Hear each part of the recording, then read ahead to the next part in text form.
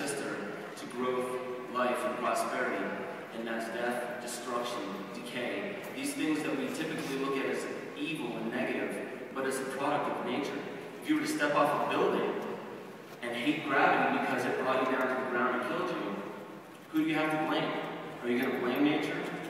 So, what my work actually gets into is I get quite a lot of people asking me, what can we do from this point on to prevent another September 11th from ever happening?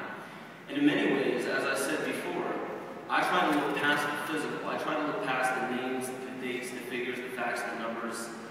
What I actually look past, because I'm not even really interested in answering that question anymore, because I'm actually interested in what lies behind that question, what actually drives that question. What I see actually driving that question is fear and paralysis in many ways. The fear is within all of us, because many of us know what happened. We may not know all the facts, figures, dates, and numbers, but we know how it affected us. That is our reality. We are dealing with our reality every single day. So let's deal with that. Let's not forget that we are individuals. Every single one of us out here may not have had a family member or a close loved one that has died, but it affected us. Let's not forget that we are individuals, that we need to somehow process this information, and we need to learn how to move forward into this world, this post-9/11 world. So, with that, what I find is that fear is us not wanting to look at the message from nature about September 11th.